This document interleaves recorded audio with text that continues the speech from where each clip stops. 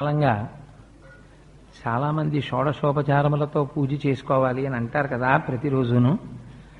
దానికి వైదిక విధానంలో ఏ విధమైనటువంటి ఇబ్బంది లేని రీతిలో ఉచ్చారణ చేసేటప్పుడు పొరపాటున ఏదైనా చిన్నో చితకో పొరపాటు వస్తే దానివల్ల ఏ ఉపద్రవము సంభవించినటువంటి రీతిలో ప్రారంభంలో మొట్టమొదట అసలు పూజ తప్పుత్రోవలో నడవకుండా చేసుకునేటటువంటి విధానాన్ని, అయితే ఇప్పుడు మనం చెయ్యబోయేటటువంటి పూజ ప్రతిరోజు మన ఇంట్లో ఉండేటటువంటి దేవతలని ఆరాధించవలసినటువంటి విధానం. ఎందుచేత అంటే భారతీయ సంప్రదాయంలో, మన సనాతన ధర్మంలో మనిషి యొక్క జీవితం అంతా కూడా భగవంతుడితోటే ముడిపడి ఉంటుంది. షోడశ కళా ప్రపూర్ణుడు చంద్రుడు. చంద్రుడికి 16 కళలు ఉంటాయి. మనిషికి 16 సంస్కారముల చేత సంస్కరింపబడతాడు. తల్లి గర్భంలో ప్రవేశించిన దగ్గర నుంచి శరీరం పడిపోయిన తర్వాత కూడా దీన్ని తీసుకెళ్లి ఇష్టం వచ్చినట్టు పడేయడానికి వీల్లేదు. అంచేష్టి సంస్కారము అని సంస్కారం చేసి దీన్ని పంచభూతాల్లోకి పంపించేస్తారు. అందుకని మనిషికి కూడా 16 కళలు, 16 సంస్కారములు. చంద్రుడికి 16 కళలు. ఆ 16 కళలతోటే మనకి కాలగతిని చెప్తూ శుక్లపక్ష కృష్ణపక్ష తిథులుగా చెప్తూ మనం కాలాన్ని గణన కట్టి ఈశ్వరారాధనం చేస్తాం. అలాగే భగవంతుడికి పూజ చేసినా కూడా 16 ఉపచారములతో పూజ చెయ్యాలి.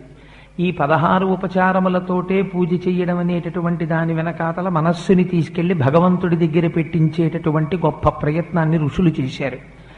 ఎందుకు ఆ 16 పెట్టారు అంటే మీకు మొట్టమొదటే చెప్పాను. ఆ 16 అనేటటువంటి అంకెకి ఒక విశేషమైనటువంటి ప్రాధాన్యత ఉంది వైదిక ధర్మంలో. 16 ఉపచారములలో మొట్టమొదటిది ధ్యానం. ఇప్పుడు మీరు పూజా విధానం ప్రారంభించిన తర్వాత ఇదే వరసలో నడుస్తుంది. నడిచేటప్పుడు మీ మనస్సు అలా లగ్నం కావడాన్ని మీరు చూసుకోవాలి. మొట్టమొదట చెయ్యవలసినటువంటిది ధ్యానంతో ప్రారంభమవుతుంది. అప్పటి వరకు పూజకి ముందున్న దాన్ని పూర్వాంగం అంటారు. అంటే మీరు పూజ చెయ్యడానికి మీరు తెచ్చినటువంటి వస్తువులలో ఏదైనా అపవిత్రత ఉండవచ్చు, లేదా మీ యందు అపవిత్రత ఉండవచ్చు. ఎందుచేత నేను ఈ మాట అంటున్నానంటే, పూజ చేసేటప్పుడు శరీరంలో ఎక్కడ మలం ఉండడానికి వీల్లేదు. మనకి నవరంధ్రములలోంచి, ఈ రోమకూపములు అంటారు, వెంట్రుకలు ఉండేటటువంటి కన్నాల్లోంచి నిరంతరము మలము ఊరుతుంటుంది. అందుకే నిద్రపోయి లేస్తే దేవాలయంలోకి వెళ్ళడానికి అర్హత ఉండదు, స్నానం చేసి వెళ్ళాలి. ఎప్పుడూ మలం ఊరుతున్నటువంటి కారణం చేత మీరు బాహ్యంలో చేసినటువంటి స్నానం చేత శరీరానికి పరిశుభ్రత ఏర్పడింది అని మీరు చెప్పలేరు. అందుచేత వైదికమైనటువంటి ఒక మంత్రము చేత ముందు శరీరాన్ని సంస్కరించుకుంటాం. శరీరానికి పరిశుద్ధి ఏర్పడుతుంది. కానీ లోపల మనస్సు అటు ఇటు తిరుగుతూ ఉంటుంది. దానికి పరిశుద్ధి లేదు. ఎన్ని ముట్టుకోకూడని వస్తువులనో ముట్టుకుంది. అందున పూజ అనేటటువంటిది ఉదయం చేస్తాం. మనస్సుకున్న పెద్ద దోషం ఎక్కడంటే, అది అంతకుముందు జరిగిన విషయాన్ని స్మరిస్తుంది. అంతకుముందు జరిగింది రాత్రి వేళ మనిషి శరీరంతో అనేక రకములైన భోగములను అనుభవించి ఉండవచ్చు గృహస్థాశ్రమంలో ఉన్నవాడు. మనస్సు అటువైపుకి కానీ వెళ్ళిందనుకోండి, పూజలో అపచారం జరుగుతున్నట్టు, స్మరణలోకి రాకూడని విషయాలు స్ఫురణలోకి వస్తున్నట్లు. అందుచేత మరి ఎలా? లేదా అంతకు ముందు రోజు జరిగినటువంటి విశేషాలు ఏవైనా మనస్సు మీద పడచ్చు. అందుచేత వీటి వ్యగ్రత నుంచి బయటపడి మనస్సుకు ఒక స్థిరత్వాన్ని ఏర్పాటు చేయడం కోసమని ఆచమనం చేస్తారు. ఆచమనం చేసేటప్పుడు ఎన్ని నీళ్లు పడితే అన్ని నీళ్లు చేతిలో పోసుకోకూడదు. మీరు ఉద్ధరిణితో తీసినటువంటి నీరు మీ కుడి చేతితో గోముద్ర ఇలా పట్టి మీరు పోసుకున్నప్పుడు ఒక మినపగింజ తీసుకొచ్చి అందులో వేస్తే ఆ మినపగింజ ఉపరితలం పైకి కనపడకుండా మునగడానికి ఎంత నీరు పడుతుందో అంత నీరు పోసుకోవాలి.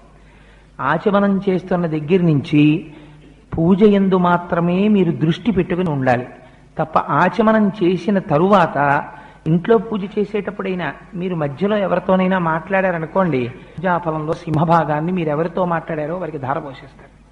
వారికి వెళ్ళిపోతుంది ఆ పూజా ఫలితం. అందుకని పూజ చేసేటప్పుడు మాట్లాడకూడదు. శరీరంలో ఉండేటటువంటి ఏ రంధ్రంలోంచి వాయువు బయటికి వెళ్ళకూడదు. కానీ ఏమంటే అవన్నీ మాకు జరుగుతాయా, మీరు ఏమిటో ఇవన్నీ భయపెడుతున్నారు కానీ మాకు పూజా విధానం చెప్పట్లేదు అని మీరు బెంగపెట్టుకోకండి. అలా పొరపాటున ఇంకా మనకు అంత పెద్ద సంస్కారం, అంత పెద్ద అలవాటు లేదేమోనని ఋషులు ఎక్కడికక్కడ మనకి ప్రాయశ్చిత్తం చెప్పారు. ఒకవేళ పొరపాటున సాధ్యమైనంత వరకు నిగ్రహించుకునే ప్రయత్నం చెయ్యాలి. తెలియక ఒక తుమ్ము వచ్చేసింది అనుకోండి, ఏం చేస్తాం? ఆగుతుంది ఆ తుమ్ము? వచ్చింది, వస్తే యథార్థానికి ఏమిటంటే మీరు లేచి మళ్ళీ వెళ్ళి స్నానం చేసి వచ్చి మళ్ళీ పూజ చేసుకోవాలి. కానీ ఏమంటే అలా స్నానం చేయడానికి పూజ చేయడానికి మళ్ళీ మంత్రపుష్పం దగ్గర మళ్ళీ తుమ్ము, ఇంకెన్ని క్యాజువల్ లీవ్లు ఆఫీస్కి. అందుకని అలా బెంగెట్టుకోక్కర్లేదు. ఒక్కసారి మీరు చేస్తున్నటువంటి పూజ ఎక్కడ ఫుల్ స్టాప్ ఉంటుందో అక్కడ ఆపి మీ కుడి చేతిని తీసి ఒక్కసారి కుడి చెవి మీద వేసుకుని ఒక్క క్షణం ఆగి మళ్ళీ పూజ చేసుకుంటే మీరు గంగానదిలో స్నానం చేసి మళ్ళీ పూజ ప్రారంభం చేసినట్టు. అందుచేత దాని ఎందుకు దోషం ఉండదు. కానీ సాధ్యమైనంత వరకు మాట్లాడకూడదు ఎవరితోటి. అంటే ఏదో మరీ తప్పకపోతే ఈశ్వరుడికి ఒక క్షమార్పణ చెప్పి మాట్లాడచ్చు. అందుకే పూజ చేసుకునేటప్పుడు ఇంట్లో వాళ్ళకు కూడా ఒక అలవాటు ఉండాలి, వాళ్ళు కూడా పలకరించకూడదు. కొంచెం సంస్కారం తెలుసున్న వాళ్ళైతే వాడు దొరికాడు కదా అని బొత్తిగా 6ంటికి ఫోన్ చేసేద్దాం 7ంటికి ఫోన్ చేసేద్దామని ఎవరికి ఫోన్లు చేయకూడదు. ఎందుకంటే వాడు పాపం అనుష్ఠానం చేసుకుంటూ ఉండొచ్చు. ఆ టైంలో ఫోన్ చేస్తే పూజ చేసుకుంటున్నాడు ఎన్ని మాటలు చెప్తారు ఇంట్లో వాళ్ళు. అందుకని విసుగొచ్చి ఆఖరికి అదే ఇంపార్టెంట్ ఫోను అని తెచ్చిస్తే ఆ పూజ పాడైపోతుంటుంది. నేను అవతల వాళ్ళ పూజ పాడు చేయకూడదు. అందుకని కనీసం వాడు భగవన్మార్గంలో ఉన్నాడు అని మీకు నమ్మకం ఉంటే అటువంటి వారికి 8 గంటల లోపల ఫోన్లు చేయకూడదు. అదొక విషయాన్ని బాగా జ్ఞాపకం పెట్టుకోండి. ఎందుకైనా పనికొస్తుంది, ఎవరికైనా అది అనుగ్రహం అవుతుంది. అందుకని సరే, అందుచేత అలా ఆచమనం చేసి మనం పూజా ప్రారంభం చేస్తాం. ఆచమనం చేసేటప్పుడు చేతిలో వేసుకున్నటువంటి నీళ్లు తీసుకునేటప్పుడు చాలామంది జుర్రుకున్న చప్పుడు చేస్తూ ఉంటారు. అలా చప్పుడు రాకూడదు. ఆచమనం చేయడం అనేటటువంటి విధానాన్ని చాలా జాగ్రత్తగా అనుసరించాలి. మీ కింది పెదవి మాత్రమే ఇక్కడ తగలాలి. తగిలి ఆ నీటిని తీసుకునేటప్పుడు చప్పుడు కాకుండా లోపలికి తీసుకోగలగాలి. అసలు ఆచమనం చేశాడన్న విషయం పక్కవాడికి కూడా వినపడకూడదు. అంత చక్కగా ఆచమనం చెయ్యాలి. చేసి ప్రారంభం చేసుకోవాలి పూజని. సరే, మొదట్లో అలవాటు ఉండదనుకోండి, అలా తీసుకోకపోతే కారిపోతాయి కానీ నోట్లోకి వెళ్ళవు. అందుకని మొదట్లో కొంచెం చప్పుడు రావచ్చు. నేను ఇవాళే మీ అందరూ 100% పర్ఫెక్షన్లోకి వెళ్ళాలన్న భావనతో ఈ పూజా విధానం చేయించట్లేదు. ఇది ఒక ప్రారంభం జరగాలి అని అంతే. అందుకే ఎక్కడ ఇబ్బంది లేకుండా శ్లోకాలతో పూజను తీసుకొచ్చాం. అది మీకు రాను బాగా అలవాటైంది అనుకోండి, శ్రీ సూక్త పురుష సూక్తాల్లోకి మీరు ఇంప్రూవ్ చేసుకోవచ్చు దాన్ని. ఇప్పుడు ప్రస్తుతం శ్లోకాలతో ఆవాహన 16 ఉపచారములు చేస్తున్నాం. మీకు బాగా వచ్చిన తర్వాత ఈ శ్లోకాలని అలా ఉంచుకుని దాని మీదకి సహస్రశీర్ష పురుష సహస్రాక్ష సహస్రపాత్ అని పురుష సూక్తంలోంచి మొదటి మంత్రాన్ని, హిరణ్యవర్ణాం హరిణీం సువర్ణ రజతస్రజాం అని శ్రీ సూక్తంలోంచి మొదటి మంత్రాన్ని కలిపి చెప్పుకుని శ్లోకం చెప్పుకుని అప్పుడు ధ్యానం చేసుకోవచ్చు. కానీ మొట్టమొదట అసలు పూజ అనేటటువంటి ఫ్రేమ్ ఎలా ఉంటుందో చూపించడం కోసమని ఒక తేలికైనటువంటి పద్ధతిలో దీన్ని మీకు ఇవాళ తీసుకొచ్చి మీకు పరిచయం చేసేటటువంటి ప్రయత్నం చేస్తున్నాం. కానీ దీన్ని మీరు ఎలా కావాలంటే అలా పెంచుకోవచ్చు. ఎక్కడెక్కడ ఎలా పెంచుకోవచ్చో ఎలా తగ్గించుకోవచ్చో నేను మీకు చెప్తాను. మనం భగవంతుణ్ణి ఆరాధన చేసేటప్పుడు రోజు భగవంతుని యొక్క కృప మన యందు ఉండడానికి మనకి తెలియకుండా ఆ రోజు మనం పాప ఫలితాన్ని అనుభవించవలసినటువంటి ప్రమాదములు ఉండొచ్చు, బుద్ధి యందు వైక్లభ్యములు ఉండొచ్చు. మనకి తెలియదు ఇవాళ ఇంత ప్రమాదం వస్తోందని బయలుదేరిపోతుంటాం. భగవంతుణ్ణి మీరు 16 ఉపచారములతో పూజ చేసి బయలుదేరారనుకోండి, అది మీకు మీ ఇంట్లో వాళ్ళకి రక్ష. గృహస్థ అన్నవాడు ఏ పనైనా విడిచిపెట్టచ్చు, కానీ పూజ విడిచిపెట్టకూడదు. అది బరువు అయిపోకూడదన్న ఉద్దేశ్యంతో సాధ్యమైనంత తక్కువ టైంలో చేసుకునేటట్టు మీకు ఒక సెలవునాడు పెట్టుకోండి. నేను ఎప్పుడు సాధారణంగా అందరికీ చెప్పే సలహా ఒక ప్రాక్టికల్ మెథడ్లో చెప్తూ ఉంటాను. మీరు బాగా పూజ చేయండి. నేను ఎప్పుడు ఎవరికీ సలహా చెప్పను. మీరు రోజు 20 నిమిషాల కన్నా పూజ చేయకండి అని చెప్తుంటాను. కొంతమంది నన్ను విమర్శ చేస్తుంటారు, అదేంటంటే అలా చెప్తుంటారు ఆయనని. నేను రోజు మీరు 2 గంటలు పూజ చేసుకోండి అని చెప్పాను అనుకోండి, నేను ఒక యథార్థమైన మాట చెప్తున్నాను, మీకు తెల్లవారుతోందంటే భయం పట్టుకుంటుంది. అమ్మ బాబోయ్ అంత పూజ చెయ్యాలి, టైం లేదు అని ఏదో ఒక పని ఉంటుంది. అలా కాకుండా మీరు స్వల్పమైన పూజ, వైదికంగా పరిపూర్ణత్వం ఉండే పూజ అలవాటు చేసుకున్నారనుకోండి, మీ పూజ మీకు బరువు అనిపించదు. మీరు హాయిగా పూజ చేసుకొని వచ్చేస్తారు. ఒక్కరోజు మీరు ఎంచుకోండి, ఏదో ఒక రోజు నేను ఒక శనివారం నాడు ఇలా పూజ చేసుకుంటాను, లేదు ఒక సోమవారం నాడు చేస్తూ ఉంటాను, లేదు ఒక ఆదివారం నాడు చేస్తాను. ఆ రోజు నియమం పెట్టేసుకోండి, నేను ఈ రోజు విశేషార్చన చేస్తాను అని నియమం పెట్టుకుంటే ఒకే ఒక్కరోజు, ఆ ఒక్కరోజు చేయడానికి మీ మనస్సు ఉరకలు వేస్తుంది. ఇవాళ నేను విశేషార్చన చేస్తాను అని అదే పూజ ఎక్స్పాండ్ అవుతుందంటే అదే పూజా విధానం, కొత్తగా మీరేం చేయక్కర్లే. కానీ అలా ఎలా పెరుగుతుందో మీకు ఎక్కడికక్కడ చూపిస్తూ ఉపచారములు మనం చేస్తాం శాస్త్రంలో. అవి మీ మనస్సుని తీసుకెళ్లి భగవంతుడి దగ్గర నిలబెట్టడం కోసమని ఉపయోగించాలి. అంతేకాని వాటిని మీరు యాంత్రికంగా చేసేసారనుకోండి షోడశోపచారాలని, దానికి అర్థం ఉండదు ఆ పూజకి. అది నడుస్తుందేమో కానీ మీ మనస్సు అక్కడ నిలబడదు. నిలబడ్డం కోసమే షోడశోపచారాలు. షోడశోపచారములు అంటే మీరు ఒక్కసారి జాగ్రత్తగా అర్థం చేసుకోండి, మీకు అర్థమైపోతుంది. మొట్టమొదటిది ధ్యానం, రెండవది ఆవాహనం, మూడవది ఆసనం, నాలుగవది పాద్యం, ఐదవది అర్ఘ్యం, ఆరవది స్నానం, ఏడవది వస్త్రం, 8 యజ్ఞోపవీతం, 9 గంధం, 10 పుష్పం, 11 ధూపం, 12 దీపం, 13 నైవేద్యం, 14 తాంబూలం, 15 నీరాజనం, 16 మంత్రపుష్పం. మీరు ఒకటి పూజ దగ్గర మొదలెట్టినప్పుడు బాగా జ్ఞాపకం పెట్టుకోండి. మీరు పూజ పూర్వాంగంలో ప్రారంభం చేసినప్పుడు అక్కడ ఉన్నవాడు భగవానుడు, నేను ఆరాధకుణ్ణి అని మొదలు పెడతారు. 16వ కళ దగ్గరికి వచ్చేటప్పటికి చంద్రుడు పూర్ణత్వాన్ని పొందుతాడు, పౌర్ణమి చంద్రుడు అయిపోతాడు, పూర్ణమైపోతాడు. గుండ్రటి సున్నా, పూర్ణమద పూర్ణమిదం పూర్ణాత్ పూర్ణ ఉదచ్యతే పూర్ణస్య పూర్ణమాదాయ పూర్ణమేవావశిష్యతే. మీ పూజ కూడా 16వ ఉపచారం దగ్గరికి వెళ్ళేటప్పటికి పూర్ణత్వాన్ని పొందేయాలి. ఎలా పొందేస్తుందంటే ఎక్కడో లేడు భగవానుడు ఇక్కడే ఉన్నాడన్న భావనతో వెళ్ళిపోతారు. మంత్రపుష్పాన్ని పూర్తిగా చెప్పినప్పుడు తరచు చెప్తుంటాను ఉపన్యాసాల్లో, ఇక్కడే భగవానుడు ఉన్నాడని నిరూపిస్తుంది మంత్రపుష్పం. మీరు అటువంటి భావనతో, అటువంటి ధైర్యంతో, అటువంటి సంతోషంతో వెళ్ళిపోతారు. ఎందుకు షోడశోపచారములు పెట్టారో తెలుసా అండి? మీరు మీ ధ్యానం అన్న దగ్గర నుంచి ఇంకా ప్రారంభం కావాలి. అంతకు ముందుది పూర్వాంగం. ధ్యానం అనేటప్పటికీ మీరు భగవంతుణ్ణి ఏ రూపంగా పిలుద్దామనుకుంటున్నారో ఆ రూపాన్ని మీరు ఒకసారి మనస్సులో ధ్యానం చేస్తారు. ఇవాళ మేము పూజా విధానంలో లక్ష్మీనారాయణ స్వరూపంగా భగవంతుణ్ణి ఆరాధన చెయ్యాలి అని అనుకున్నాం. కానీ మీరు అక్కడ ఉమామహేశ్వర పూజార్థం అని మీరు అనాలనుకున్నారనుకోండి, ఏమీ దోషం లేదు, మీరు అనొచ్చు. మీకు అక్కడ ఒకవేళ మీ కులదేవత లేదా మీ ఇష్టదేవత మీరు అక్కడ కానీ సశక్తియుతుడై ఉండాలి. పరమాత్మ శక్తితో కూడిన వాడై ఉండాలి. శక్తితో కూడినటువంటి స్వరూపాన్ని మీరు ఆవాహన చేస్తే, అందుకే రామ పూజ అనరు, శ్రీరామ పూజ అంటారు. అమ్మవారితో కలిసిన అయ్యవారిని సింహాసనంలో పెట్టి ఆరాధన చేస్తాం. శక్తికర పూజార్థం అనొచ్చు, లేదు లక్ష్మీనారాయణ పూజార్థం అనొచ్చు. ఇవాళ లక్ష్మీనారాయణులుగా మేము పూజ ప్రారంభం చేస్తున్నాం.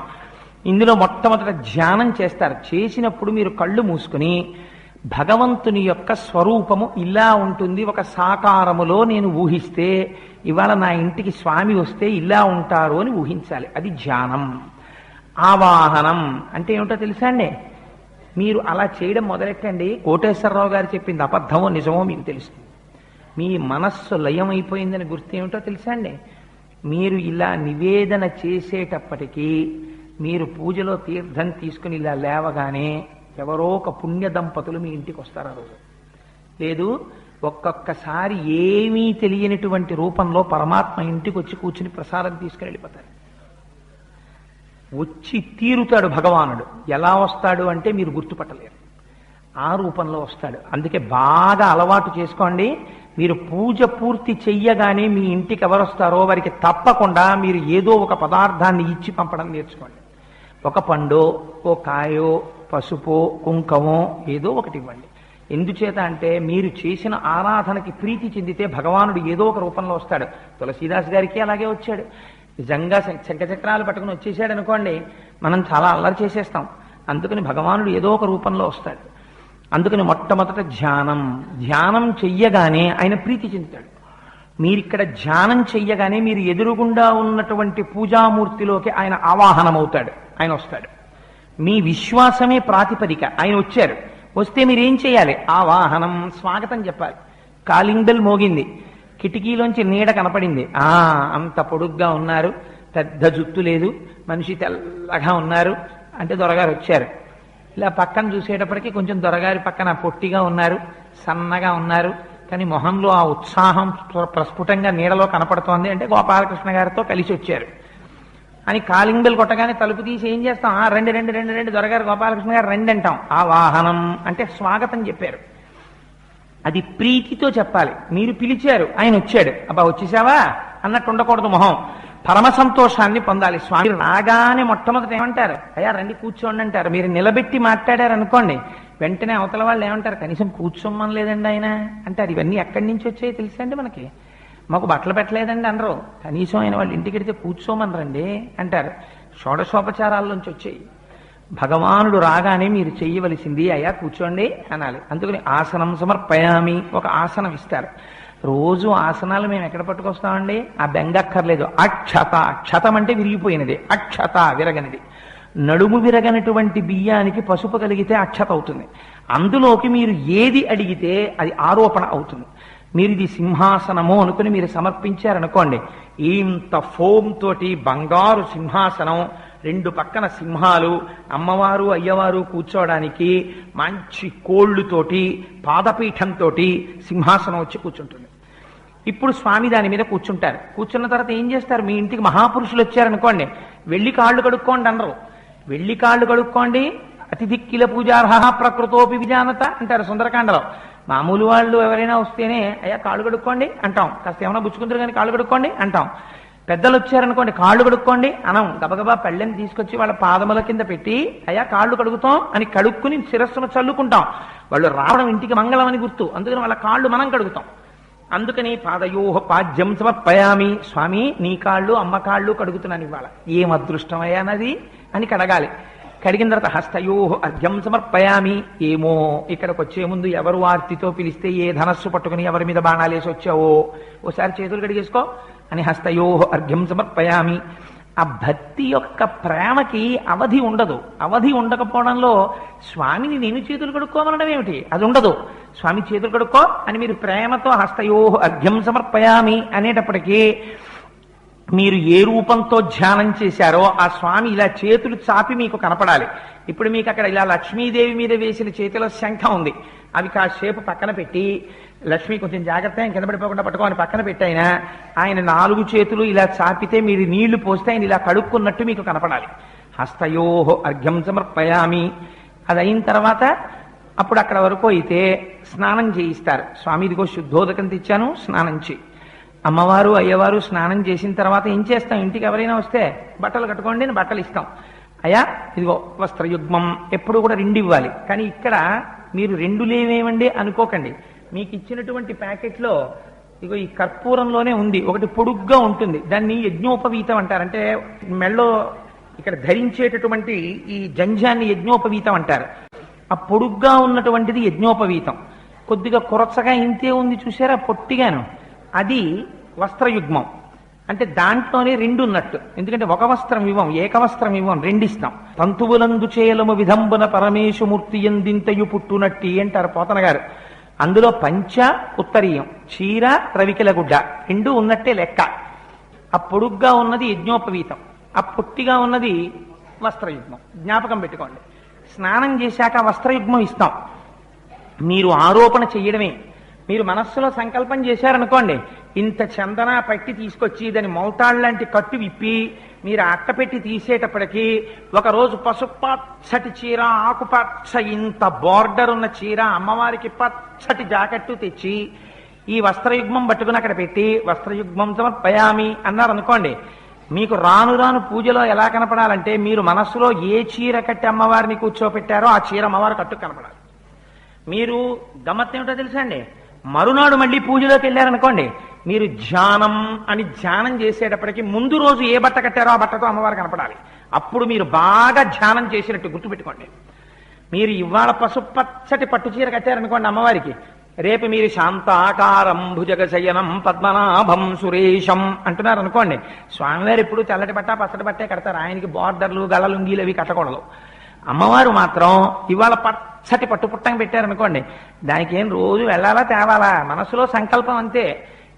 మీకు 2వ రోజు మళ్ళీ పూజలోకి వెళ్ళేటప్పటికి అమ్మవారు పచ్చటి పట్టుపుట్టంతో కనపడాలి.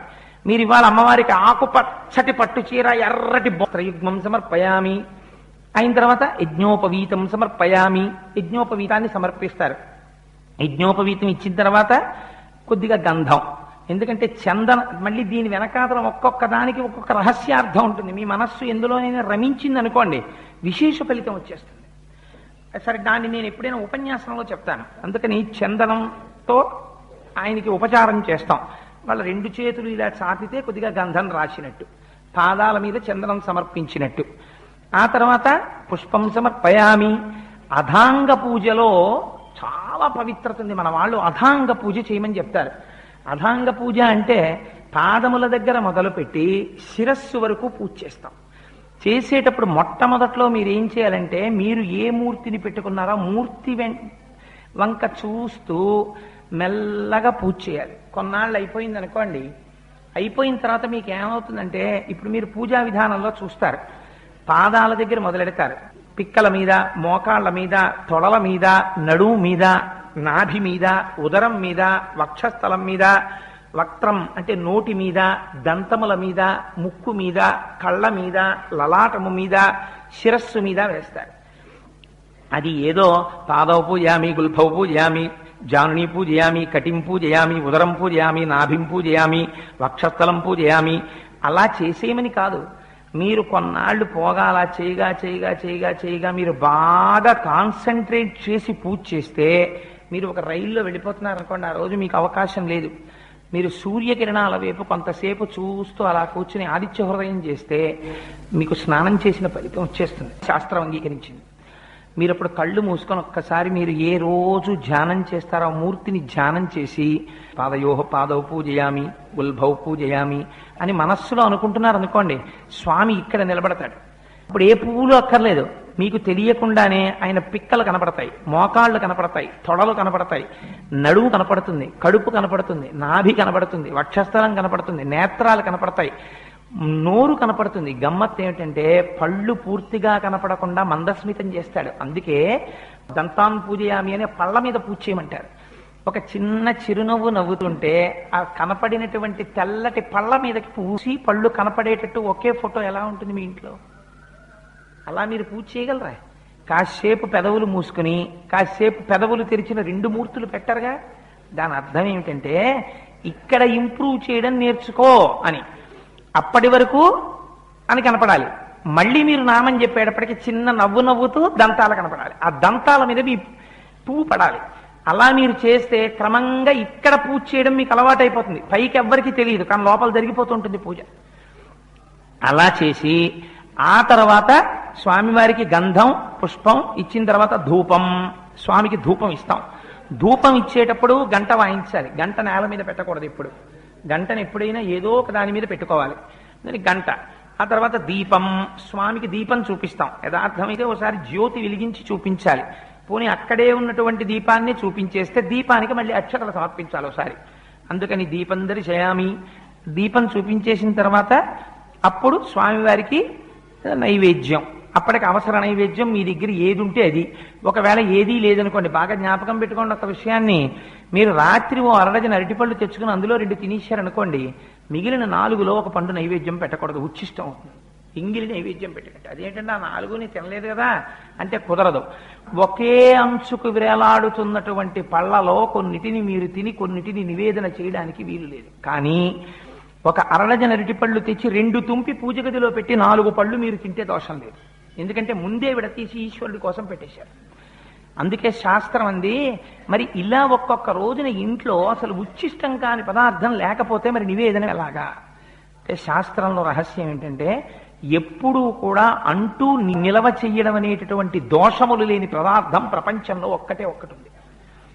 అది దానికి మీరు నిలవ చేసిన దోషము ఉండదు, దానికి అంటు దోషము ఉండదు. అటువంటి పదార్థం ఒక్కటే బెల్లం ముక్క. అందుకే తప్పకుండా బెల్లం ఇంట్లో ఉంచుకుంటారు. అది పరమమంగళ స్వామికి అవసర నైవేద్యం పెట్టేస్తే పొంగిపోతాడు ఆయన. పైగా మీకు గమ్మత్తు తెలుసా అండి, బెల్లం ముక్క నైవేద్యం పెడితే ఇంట్లో ఆరోగ్యంగా ఉంటారు.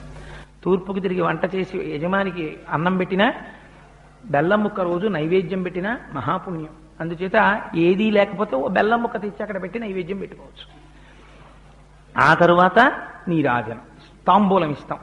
స్వామి కూడా తాంబూలం వేసుకున్నట్టు ఎర్రటి నోటితో కూర్చున్నట్టు మీరు భావన చేయాలి. అందుకే తాంబూలం సమర్పయామి అన్నాక ఒక్క క్షణం ఆగాలి. ఏదో రిచువలిస్టిక్ గా తాంబూలం సమర్పయామి అని తాంబూలం ఇచ్చేసాం అయిపోయింది అని కాదు, మీకు ఇక్కడ భావన జరగాలి.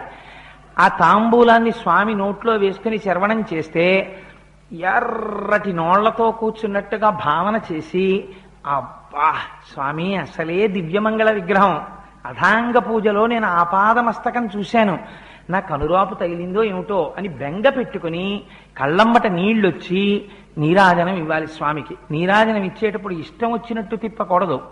ఇవాళ మీరు నీరాజనం ఇచ్చేటప్పుడు అందరూ కలిసి నీరాజనం ఇస్తే ఈ హాల్ ఎలా ఉంటుందో మీరు ఊహ చెద్దురు కానీ జాగ్రత్త, మీ ఎదుటి వాళ్ళ వస్త్రానికి కానీ మీకు కానీ అంటుకోకుండా చూసుకోండి. మీకు 2 ప్రమిదలు ఇచ్చారు, అందులో ఒక ప్రమిద దీపం వెలిగించుకోవడానికి, ఒక ప్రమిద నీరాజనం ఇవ్వడానికి. ప్రమిదలో నీరాజనం ఇచ్చేటప్పుడు కర్పూరం బిళ్ళని కొంచెం అవతల వైపుకు పెట్టుకోండి, సో దట్ మీ మీదకి ఆ తేజస్సు కాంతి ప్రసరించకుండా ఉంటుంది, కొంచెం చేతి మీదకి రాకుండా జాగ్రత్తగా పట్టుకుని ఇవ్వండి. నీరాజనం ఇచ్చేటప్పుడు పాదముల దగ్గర నుంచి శిరస్సు వరకు తిరగాలి, సగానికి తిరగడం కుదరదు. నీరాజనం ఇచ్చేటప్పుడు నడుము వరకు తిప్పడమో గుండెల వరకు తిప్పడమో చెయ్యకూడదు. ఆ తిప్పడం కూడా అందంగా పాదాల దగ్గర నుంచి శిరస్సు వరకు చూపిస్తూ నీరాజనంలో చూడాలి. నీరాజనపు వెలుతురులో మీరు ధ్యానం చేసినటువంటి మూర్తి యొక్క పాదములు మీరు ఏ వస్త్రం ఇచ్చారో ఆ వస్త్రపు కాంతులలో మెరిసిపోతున్నటువంటి పాదాలు మీరు ఇలా తిప్పుతుంటే నీరాజనం, ఆ నీరాజనం వెలుతురు పడుతుంటే మీరు అధాంగ పూజ చేశారు కనుక అది మానసికమైనటువంటి అనుభూతి. ఇలా తిరుగుతుంటే ఎడం పక్క నుంచి మొట్టమొదట స్వామి వైపుకి ఎడుతుంది కాబట్టి నీరాజనం, ఆయన యొక్క చెయ్యి, ఆయన యొక్క భుజం, ఆయన యొక్క చెవులు, మకర కుండలాలు, ఆయన యొక్క నల్లటి జుత్తు, దాని మీద వజ్రకిరీటం, ఆ పక్కన అమ్మవారి వజ్రకిరీటం, అమ్మవారి యొక్క భుజం, అమ్మవారి యొక్క తామర రూడు లాంటి చెయ్యి, చేతికున్న ఎర్రటి గాజులు, అమ్మ వేళ్ళు, అమ్మ ఉంగరాలు, అమ్మ మోకాళ్ళు, అమ్మ చీర, అమ్మ పాదాలు, అయ్యవారి పాదాలు, మళ్ళీ ఇలా తిరగాలి. తిరిగేటప్పుడు మళ్ళీ నుదురు, వాళ్ళు మెరిసిపోతున్న కాంతులతో మూడోసారి పాదాల దగ్గరికి వచ్చి దర్శనంలో తన్మయత్వాన్ని అనుభవించి ఎంత తొందరగా కర్పూరం ద్రవస్థితిని పొందకుండానే వాయుస్థితిలోకి వెళ్ళిపోతుందో అంత తొందరగా మీ మనస్సు లయమైపోయే అదృష్టాన్ని మీరు కోరుకోవాలి. కోరుకుని అక్కడ పెట్టి నీరాజనానంతరం శుద్ధ ఆచమనీయం సమర్పయామి. ఇంత తేజస్సు తగిలింది స్వామి, నీకు దాహం వేసిందేమో అని కొద్దిగా మళ్ళీ నీళ్ళు ఇవ్వాలి. ఇచ్చి తదనంతరం మంత్రపుష్పం చేసిన తర్వాత మనం ఓపికంటే చక్కగా ఎప్పుడైనా ఓ వెండిదో చిన్న ఏనుగు, ఓ వెండి చిన్న గుర్రం, ఓ చిన్న ఉయ్యాల ఇవన్నీ కొనుక్కుంటే మీరు ఇంట్లో చక్కగా రాజోపచారాలు కూడా చేసుకోవచ్చు.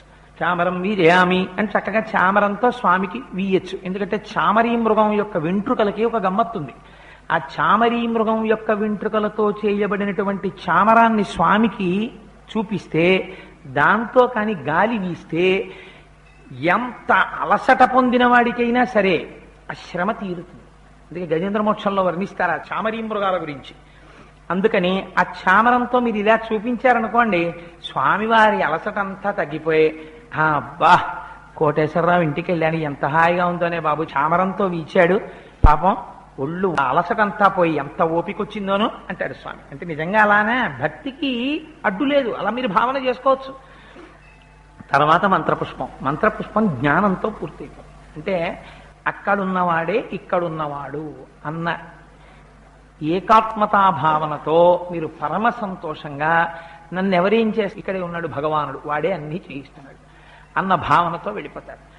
మళ్ళీ మర్నాడు వచ్చినప్పుడు మళ్ళీ ప్రారంభం. అది మీరు పూజ ఒక రోజు పెంచుకుందాం అనుకున్నారనుకోండి, హాయిగా సుప్రభాతంతో మొదలెట్టుకోవచ్చు. ఒక ఆదివారం నేను ఎక్కువ పూజ చేస్తాను అనుకున్నారనుకోండి, కౌసల్యా సుప్రజా రామ పూర్వా సంధ్యా ప్రవర్తతే అని మొదలు పెడతారు.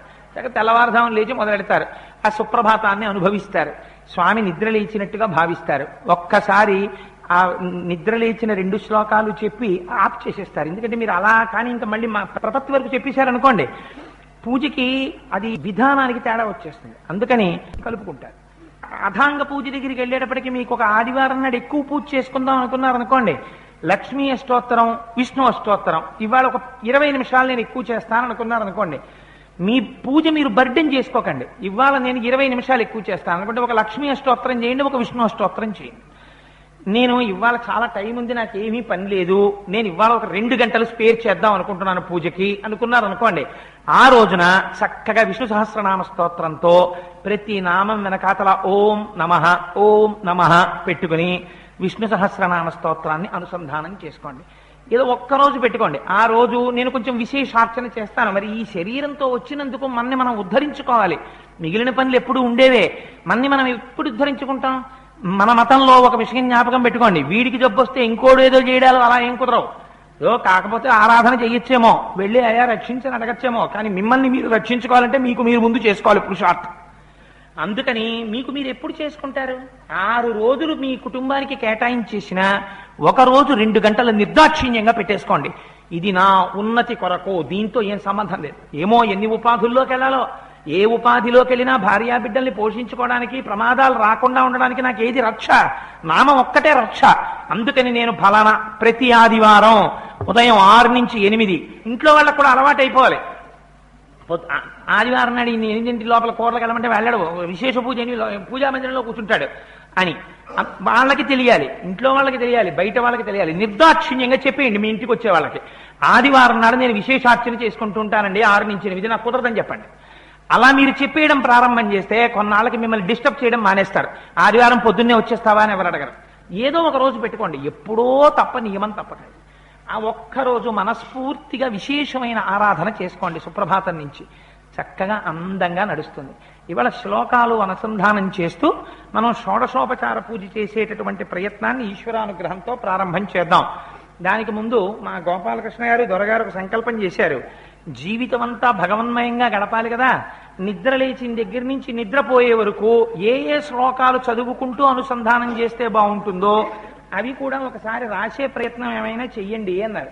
అంటే అందులో ఏవో కొన్నింటిని సంపుటీకరణం చేశాం.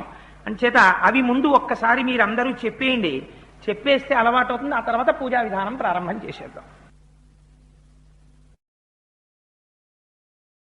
ముఖ్య శ్లోకములు అనుంది. అంచేత కరదర్శనము, నిద్ర నుంచి మేల్కొనగానే జీవితాన్ని భగవంతుడితో అనుసంధానం చేసుకోవడం. కరాగ్రే వసతే లక్ష్మీ కరమధ్యే సరస్వతి కరమూలే స్థితా గౌరీ ప్రభాతే కరదర్శనం.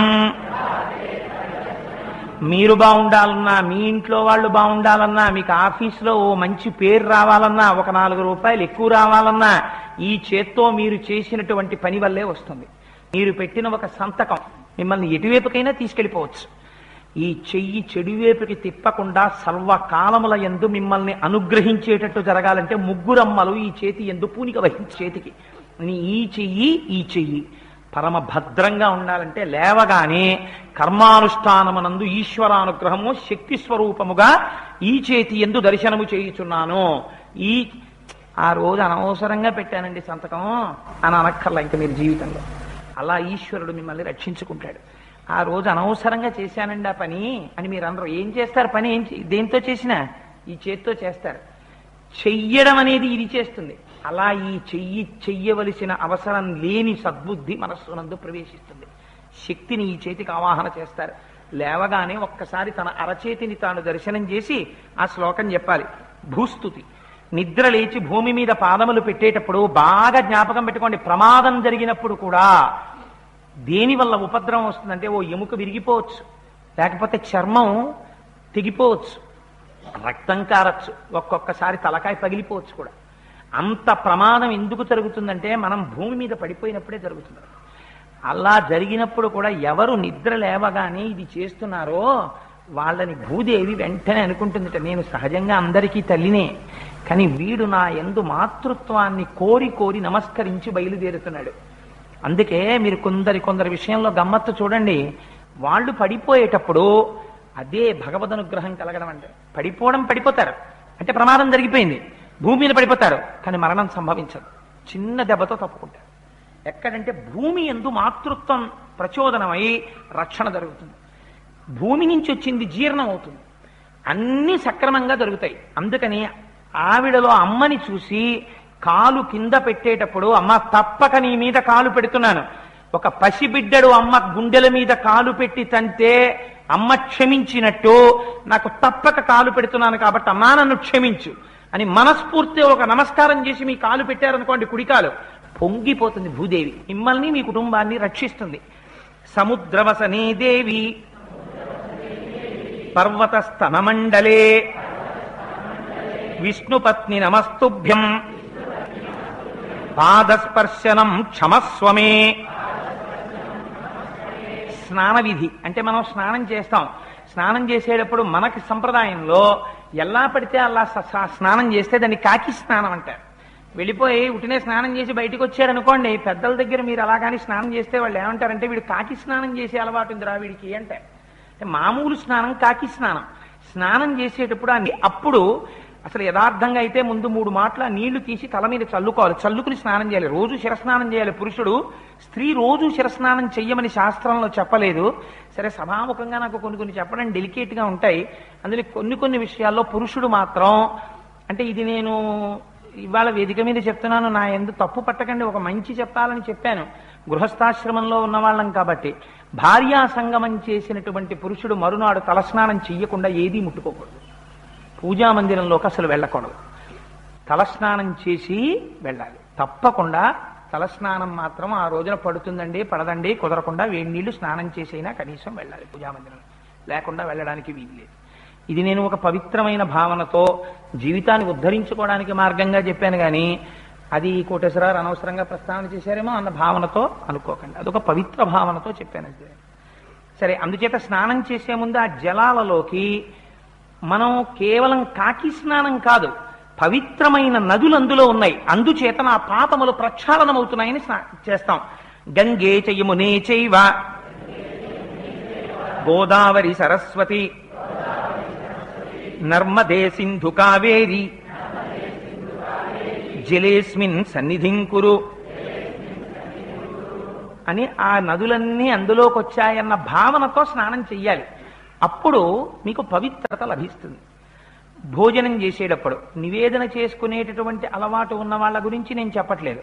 నివేదన చేసుకోవడం చాలా మంచి పద్ధతి. కాకపోయినా కనీసం ఈ మాట చెప్పుకుంటే అది కూడా నివేదనమే. ఎందుకంటే లోపల ఉన్న పరమాత్మని గుర్తించి తింటున్నారు. నేను తింటలేదు, నా లోపల ఉన్న వైశ్వానరాగ్ని ఈశ్వరుడు దీన్ని పచనం చేస్తున్నాడు అని తింటున్నారు. మీరు రోజు యజ్ఞం చేసిన ఫలితం వచ్చేస్తుంది. అహం వైశ్వానరో భూత్వా ప్రాణినాం దేహమాశ్రితః ప్రాణాపాన సమాయుక్తః పచామ్యన్నం చతుర్విధం.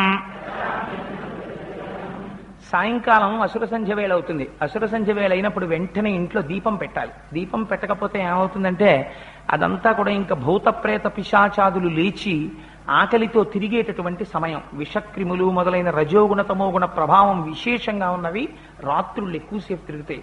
అందుకే రాత్రి ఎక్కువసేపు తెలివిగా ఉండే అలవాటు ఉన్నది అంటే వాడి యందు ఏదో దోషం ఉన్నది అని గుర్తు. రాత్రి వాడు తొందరగా నిద్రపోయి తెల్లవారుజామున తొందరగా లేస్తాడు అంటే వాడి యందు సత్వగుణం ఉన్నది అని గుర్తు. ఏంటి, కొంతమంది 9ంటికి పడుకుంటాడని వెటకాడం ఆడుతుంటారు. అలా వెటకాడం ఆడకూడదు, చాలా మంచి అలవాటు అని గుర్తిట్టుకోవాలి. 4 గంటలకు లేవడం 3 గంటలకు లేవడం మంచి అలవాటు. సరే, అందుచేత ఆ సంధ్యాదీపంలో పరబ్రహ్మాన్ని చూస్తాం. ఆ సంధ్యాకాలమునందు ఇంట్లో వెలిగిన దీపం ఉందే, పోనీ కరెంట్ లైటే అవనివ్వండి, కరెంట్ లైట్ వేసానంటే వేయకూడదు, ఓ శ్లోకం చెప్పాలి. వేసి వెంటనే నమస్కారం చేసి, ఇది సంధ్యాకాలమునందు నా ఇంటి యందు ప్రవేశించిన పరమాత్మ, దీని రక్షణ చేత, దీని వెలుతురంతటా కొడుతోంది, దీని రక్షణ చేత నా ఇంటిలోకి ఏవీ ప్రవేశించవు, ఇది రక్షిస్తోందని చెప్పాలి. దివ్య జ్యోతి పరం బ్రహ్మ దీప సర్వతమోపహ దీపేన సాధ్యతే సర్వం సంధ్యాదీపం నమోస్తుతే. ఎంత అందంగా ఇచ్చారో చూడండి. రక్షణ పొందడానికి నిజంగా మహానుభావులు చెయ్యని విధి. రాత్రుల్లో పడుకుంటే నిద్ర పట్టట్లేదండి అంటారు కొంతమంది. అటువంటి వాళ్ళు సౌండ్ స్లీప్ అంటారే, ఆరోగ్యానికి మంచి నిద్ర పట్టాలి. మంచి నిద్ర పట్టాలంటే ఏ ఏ మహాపురుషులను ఒక్కసారి స్మరించి పడుకుంటే గాఢ నిద్ర పడుతుందో చెప్తున్నారు. పైగా వాళ్ళ గురించి మీరు తెలుసుకుని నిద్రపోయేటప్పుడు ఒక్కసారి ఆలోచించి పడుకున్నారనుకోండి, అది సమాధి స్థితి అయిపోతుంది. విశేష పుణ్యం. అగస్త్యో మాధవశ్చైవ ముచుకుందో మహాబలః కపిలో మునిరాస్తికః పంచైతే సుఖశాయినః. ఒక చోట అయితే అన్నారు, కొన్ని ఊళ్ళల్లో అదేంటి ఎక్కువగా పాములు తేళ్లు జెర్రిలు ఇలాంటివి తిరుగుతుంటాయి. అలాంటి చోట మీరు ఏదైనా దీక్ష వహించి భూశయనం చేస్తున్నారనుకోండి, మీరు పడుకున్నప్పుడు తెలియకటుగా ఒక పాము రావచ్చు, ఒక తేలు రావచ్చు, ఒక జెర్రి రావచ్చు. ఎవరు ఈ శ్లోకం చెప్పి పడుకుంటున్నారో అటువంటి వారి దగ్గరికి పాము వచ్చినా సరే అస్తిక మహర్షి యొక్క పేరు తలుచుకు పడుకున్నాడు కాబట్టి పడగ కూడా విప్పదట. అగ్నిహోత్రాన్ని చూసి పాము దూరంగా వెళ్ళిపోయినట్టు వెళ్ళిపోతుంది. విషక్రిములు కూడా దగ్గరికి రావు. నిద్ర యందు రక్షణ వహిస్తుంది. అంత గొప్ప శ్లోకం అది. అలాగే కొంత ఇతపూర్వం చేసినటువంటి పాపముల వల్ల లేకపోతే వ్యగ్రత వల్ల పీడకలలు వచ్చి భయపడిపోతుంటారు. అలా రాకుండా ఉండాలంటే రామం స్కందం హనుమంతం వైనతేయం వృకోదరం శయనే స్మరణే నిత్యం దుస్వప్నస్తస్య నశ్యతి. మనకి ఈ కంటితో చూడ్డానికి వీలుగా భగవానుడు 2 రూపములలో కనపడతాడు. ఒకటి సూర్యుడు, ఒకటి చంద్రుడు. సూర్యుడిని మీరు కన్నెత్తి తేరిపారి చూడలేరు చాలాసేపు. చంద్రుడిని చూడొచ్చు. ఆ చంద్రుడిని చూడగానే ఒక నమస్కారం చేస్తారు. క్షీరార్ణవ సముత్పన్న లక్ష్మీప్రియ సహోదర నహి సమకుటాభాస్వన్ బాలచంద్ర నమోస్తుతే. ఔషధ విధి అంటే శరీరానికి ఏదైనా అనారోగ్యం వచ్చినప్పుడు మందు వేసుకుంటాం. మందుగా పని చెయ్యడం కాదు, ఆ మందు యందు ఈశ్వరానుగ్రహం ప్రసరించి మీ అనారోగ్యం తగ్గాలి. అందుకని మందు వేసుకునేటప్పుడు ఒక మాట చెప్తారు. శరీరేర్జరీభూతే వ్యాధిగ్రస్తే కళేబరే ఔషధం జాహ్నవీతోయం వైద్యో నారాయణో హరి. శివాలయానికి వెళ్ళినప్పుడు నందీశ్వరుడి యొక్క అనుమతి లేకుండా మీరు లోపలికి ప్రవేశించి శివుని యొక్క దర్శనం చెయ్యలేరు. అందుకని నందీశ్వరుడి దగ్గరికి వెళ్ళి ముందు ప్రార్థన చెయ్యాలి. అయ్యా నేను లోపలికి ఎడతానని. అంతేకాని అరటిపండు ముక్క తెచ్చి ఆయన మూతికి పూసేసి ఇంతంత ఈగల ఆయన ముక్కులో దూరేటట్టు అలా ప్రవర్తించకూడదు. నందీశ్వరుడికి శివుడికి అభేదం. చాలా మందిని చూస్తుంటాను. కార్తీక మాసం వస్తే శివాలయంలోకి వెళ్ళాలంటే గుండెలు ఇలా ఉంటాయి నాకు. ఎందుకు చెప్తున్నాయి ఈ మాట అంటే చాలా బాధగా ఉంటుంది. ఒక్కొక్కసారి నందీశ్వరుడి యొక్క తోక కిందకి తీసుకెళ్లి దీపం పెడతారు. అలా మీ ఆసనం కింద పెట్టారనుకోండి, మీరు ఒకసారి ఆలోచించండి, మీకు ఎలా ఉంటుంది? అది భక్తి అనిపించుకుంటుందా? నందీశ్వరుడి పక్కన దీపాలు, నందీశ్వరుడి తోక కింద దీపాలు, నందీశ్వరుడి మూతికి తీసుకెళ్లి అరటిపండు ముక్కలు. ఆయన కర్మ కాలిపోయిందా? శివుడి వంక చూస్తూ మహానుభావుడు రమిస్తూ ఉంటే అదంతా భక్తి. ఆయన నిండా ఇంతంత ఈగలు అవి వెళ్ళి ఇలా కొమ్ములు పట్టుకునేటప్పటికి తెలియక ఎవడైనా అలవాటు మీద వృషస్య వృషణం స్పృష్ట్వా అని ఆయన అవయవం పట్టుకుందామనేటప్పటికీ ఆ భక్తుడి చెయ్యి కాలుతుంది. పక్కన దీపాలు ఎట్టేస్తారు. కింద నించోడానికి ఉండదు. ఆ శివ నిర్మాల్యం తొక్కితే 7 జన్మల పుణ్యం పోతుంది. అందులో మహిమ్నాస్థుతిలో చెప్తారు. అలాంటిది తీసుకెళ్లి శివ నిర్మాల్యం తీసుకెళ్లి ఎక్కడ పడితే అక్కడ పారేస్తారు. చండీశ్వరుడి దగ్గరన్నా పెట్టాలి, ఎవరు తొక్కకుండానన్నా పెట్టాలి. అందుచేత ఆ నందీశ్వరుడి దగ్గరికి వెళ్ళి ప్రార్థన చేసి లోపలికి వెళ్ళాలి. నందీశ్వర నమస్తుభ్యం సాంబానంద ప్రదాయక మహాదేవస్య సేవార్థం అనుజ్ఞాం దాతుమర్హసి. నవగ్రహాలకి రోజు పూర్తిగా చెప్పలేకపోయినా ఆ గ్రహముల వలన మనం ఫలితాన్ని పొందుతాం కాబట్టి వాళ్ళ యొక్క సౌజన్యాన్ని అపేక్షించాలి. ఆదిత్యాయ చ సోమాయ మంగళాయ బుధాయ చ గురు శుక్ర శనిభ్యశ్చ రాహవే కేతవే నమః. అశ్వత్థ వృక్షం ఎక్కడన్నా కనపడింది అంటే మీకు ఈ కళ్ళతో చూడడానికి వీలుగా పరబ్రహ్మం కనపడినట్టే. అందుకే అన్నిటికన్నా ఎక్కువ చప్పుడు చేస్తుంటుంది అశ్వత్థ వృక్షం. దానంత అల్లరి ప్రపంచంలో ఇంకోటి ఉండదు. చిన్న గాలి వేస్తే చప్పుడు. నేను సామర్లకోటలో పనిచేసేటప్పుడు మా క్యాబిన్ పక్కనే ఉండేది. ఆ గాలి, ఆ చప్పుడు, ఆ చెట్టు చూసి సంతోషపడిపోతూ ఉండేవాడిని. సరే, అందుకని మూలతో బ్రహ్మరూపాయ మధ్యతో విష్ణురూపిణే అగ్రత శివరూపాయ వృక్షరాజాయతే నమః. బాగా జ్ఞాపకం పెట్టుకోండి. మీరు ఎప్పుడైనా స్నానం చెయ్యకముందే ఏదైనా ఒక చోటుకి వెళ్ళేటప్పుడు అమ్మో నేను అక్కడికి వెడుతున్నాను, కొంచెం పరిస్థితి భయానకమో అని మీకు అనిపించింది అనుకోండి, లేదా మార్నింగ్ వాక్ ఎడుతున్నారు అనుకోండి, మార్నింగ్ వాక్లో కుక్కలు గడిచిన వాళ్ళు ఇంతమంది తెలుసు నాకు. మార్నింగ్ వాక్లో ప్రమాదాలు ఉండవండి, అందులో కూడా ఉంటాయి ప్రమాదాలు. అందుకని స్నానం చెయ్యకుండా బయటికి వెడితే పొడి విభూతి పెట్టుకుని వెళ్ళాలి. స్నానం చేసిన తరువాత వెడుతుంటే, స్నానం చేసిన తర్వాత పూజలో కూర్చున్నప్పుడు పెట్టుకుంటే సజల భస్మం పెట్టుకోవాలి. అంటే విభూతి వేసుకుని అందులో నీళ్లు పోసుకుని తడిపి అప్పుడు ఈ మంత్రం చెప్పి విభూతి ధారణం చేసి కాని వెళ్ళాడా, ఆ విభూతి రూపంలో పార్వతీ పరమేశ్వరుడు రక్షిస్తారు. బొట్టు పార్వతీ స్వరూపం, విభూతి పరమశివ స్వరూపం.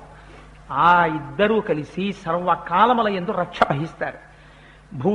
భూతి భూంతకరీ పవిత్ర జననీ పాపౌఘ విధ్వంసిని సర్వోపద్రవనాశని సర్వార్థ సంపత్కరీ భూత ప్రేత పిశాచ రాక్షస గణారిష్టాది సంహారిణి తేజో రాజ్య విశేషమోక్షణకరీ భూతి సదాధార్యతాం శ్రీకరంచ పవిత్రంచ రోగదోష నివారకం లోకవస్యకరం పుణ్యం భస్మత్రైలోక్యపావనం అని చెప్పుకుని విభూతి ధారణం చెయ్యాలి.